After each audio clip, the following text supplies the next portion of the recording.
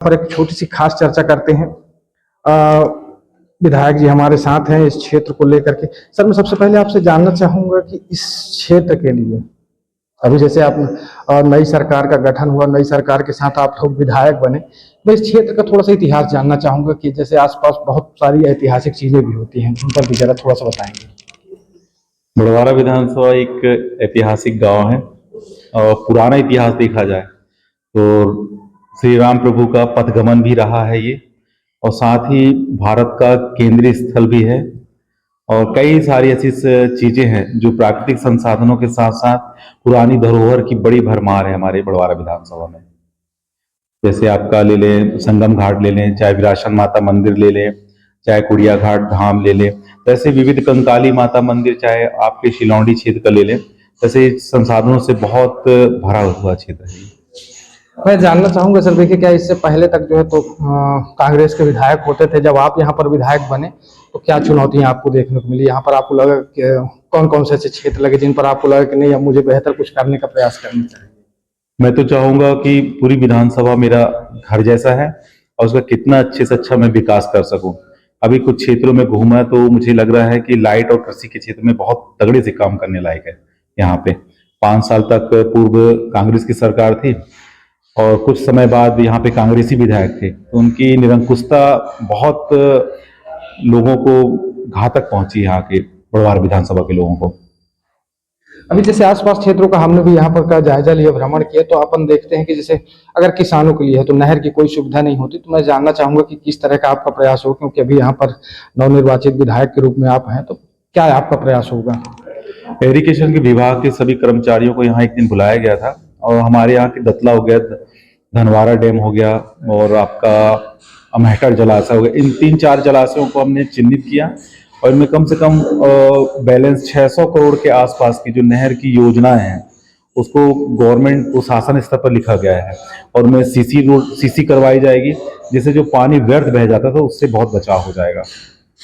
एक चीज और भी है सर, यहाँ पर देखा जाता है आपका जो खासतौर पर बड़वारा विधानसभा क्षेत्र जैसा होता है, तो यहाँ पर हमने पूरा जायजा लिया। यहाँ पर हमने देखा कि पढ़े लिखे शिक्षित नौजवान भी होते हैं, लेकिन ज्यादातर यहाँ पर देखा जाता है या तो किसान मजदूर, और उसके बाद फिर ज्यादा हुआ तो पढ़े लिखे शिक्षित नौजवान जो कि बाहर की ओर ज्यादा पलायन कर रहे थे। तो इनके लिए क्या है, आप लोगों के पास कोई पॉलिसी है, कोई एजेंडा है जिसके लिए आप लोग काम करना चाहेंगे? प्रायः जैसे संविधान में लिखा कि भारत का नागरिक कहीं भी अपना पेट पालने या काम करने के लिए वो स्वतंत्र है, वैसे देखा जाए तो बड़वारा विधानसभा में काफी ऐसे संसाधन है। खनिज का क्षेत्र है, 2-2 कंपनियां हैं, काफी छोटी बड़ी ऐसी कंपनियां हैं, तो पर्याप्त रोजगार लोगों में है। जैसे कुछ लोग बचते भी हैं, हमारे नए युवक साथी भी बचते, तो उनको कहीं ना कहीं किसी न किसी माध्यम से और रोजगार का साधन दिया जाता है। जैसे अभी भारतीय जनता पार्टी ने विश्वकर्मा योजना लाई है, तो उस विश्वकर्मा योजना के माध्यम से बड़वारा में काफी लोगों को फॉर्म भरवाया गया है और उनको नवीन रोजगार के लिए चिन्हित करके विभाग को दिया गया है। फिर भी सर, अगर आकलन की बात करें तो कभी ऐसा आप लोगों को महसूस हुआ हो या ना हुआ हो, लेकिन हम एक प्रायोरिटी के तौर पर जैसे एजुकेशन और हेल्थ सोसाइटी जो है आपकी यहाँ की जो चिकित्सा व्यवस्था होती है उसके लिए भी कई बार जो है तो घमासान हुआ। अब जैसे आसपास की जो स्कूलें हैं उनको भी अपन देख रहे होते तो वहाँ पर शिक्षकों की संख्या ज्यादा पर्याप्त नहीं होती है, शिक्षा का स्तर भी धीरे धीरे गिरता जा रहा है। इसके लिए क्या प्रयास होगा आप लोगों का? ये बड़े शासन स्तर के काम है जो शिक्षकों भर्ती या कुछ ऐसा है। वैसे देखा गया है तो पर्याप्त सभी शिक्षक हैं यहाँ विद्यालयों में, और थोड़ा सा इंटीरियर में कुछ ऐसे बचती हैं स्कूलों को, तो उनको पर्याप्त शिक्षकों के माध्यम से देखा तो पढ़ाई अच्छी चल रही है कुछ क्षेत्रों में। और स्वास्थ्य के लिए क्या है यहाँ पर? स्वास्थ्य सुविधा तो पूरी है। अभी बड़वारा में है और ढीमड़खेड़ा में 2 जगह, जैसे बड़वारा में ही चिन्हित हुआ है, भूमि पूजन हुआ है, उसका एक लैब बन रहा है यहाँ पे कम से कम 50 लाख की लागत से, जिसमें हर प्रकार के टेस्ट होंगे और कुछ बिस्तर बढ़ाए गए हैं उसमें, मतलब कुछ बेड्स बढ़ा दिए गए हैं। तो थोड़ा सा जो है तो उसमें उन्नयन होने की जो संभावना है। अभी तहसील को लेकर के भी कुछ शायद बीच में मांगे चल रही थी जिसमें कहा गया कि बड़वारा को जो है कुछ तहसील की जैसे मांग आई थी, तो उप तहसील एक बसाड़ी बन गई हमारी, वहां भी एक सप्ताह में तहसीलदार साहब बैठते हैं, और साथ में अपने एक उप तहसील हो गई है बिलायत कला, तो वहां भी संबंधित विभाग में कर्मचारी वहां पे बैठ के अपना सुचारू रूप से लोगों को काम कर रहे हैं।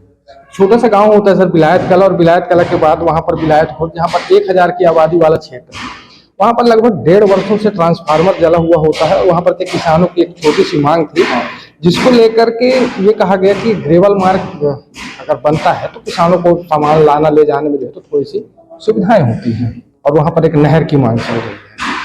आपके माध्यम से मुझे ये ग्रेवल रोड की मांग हुई है और मैं इसको बड़ी तत्परता से मैं उस ग्रेवल मार्ग को पूरा करवा दूंगा समय रहते। और साथ ही जो अभी ट्रांसफार्मर की बात है तो उसको मुश्किल से 1-2 दिन में पूरा करवा देंगे।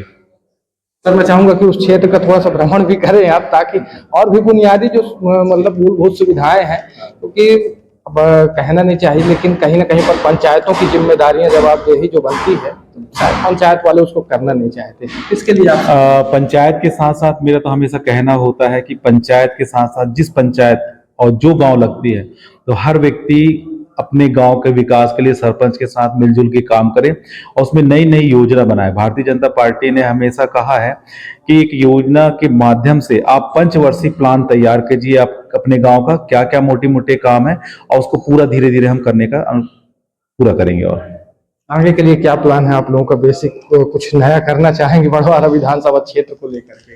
बेसिक है मेरा सबसे बड़ा रोजगार के लिए है।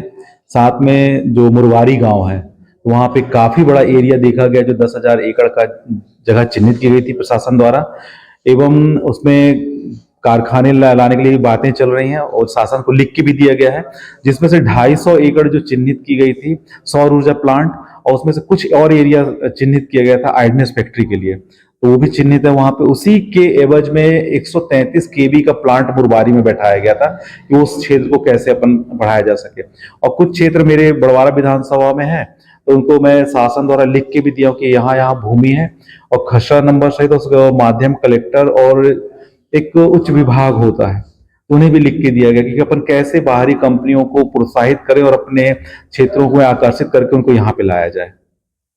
और कुछ कहना चाहेंगे आप अपने क्षेत्र की जनता के लिए? क्योंकि कई बार जो है तो कुछ लोगों के माध्यम से हमें ये बात सुनने को मिलती है कि विधायक जो चुनाव जीतने के बाद अभी तक पहुंच ही नहीं पाए हैं। मैं सबसे ये कहना चाहूंगा, आप लोग के आशीर्वाद बहुत अच्छा मिला है मुझे, और ये आशीर्वाद आपका फलीभूत होगा। मेरे कोई भी काम जो रहेगा जन जन के लिए रहेगा। जो भारतीय जनता पार्टी का उद्देश्य होता है कि निचले स्तर पर अपन कैसा काम करें, उसी स्तर से मैं काम करूंगा। और सभी से यही अपील है कि आप चिंता न करें, मैं सबके गांव में भ्रमण करूंगा और भ्रमण लगातार जारी है, सिर्फ मैं आप सबकी सेवा के लिए ही बना हूं। तो ये थी एक छोटी सी खास चर्चा जहां पर बड़वारा विधानसभा क्षेत्र के विधायक माननीय धीरेन्द्र सिंह जी हमारे साथ थे, और ये छोटी सी खास चर्चा हो सकता है कि जनता के लिए जो है तो, क्योंकि अभी जैसा इन्होंने कहा कि बहुत सारी योजनाओं को लेकर के जो है कायाकल्प यहाँ पर तैयार की जा रही है, रोजगार को भी लेकर के और किसानों के लिए भी, क्योंकि बहुत सारी जो असुविधाएं हो रही थी यहाँ पर। तो हो सकता है कि इन 2-4 महीनों के अंतराल में या फिर थोड़ा सा वक्त लगेगा, लेकिन सारी समस्याओं का समाधान होना तय है। तो चलिए अगली बार हमारी मुलाकात फिर होगी कुछ ऐसी खास चर्चाओं के साथ। मैं राजकुमार विश्वकर्मा, धन्यवाद।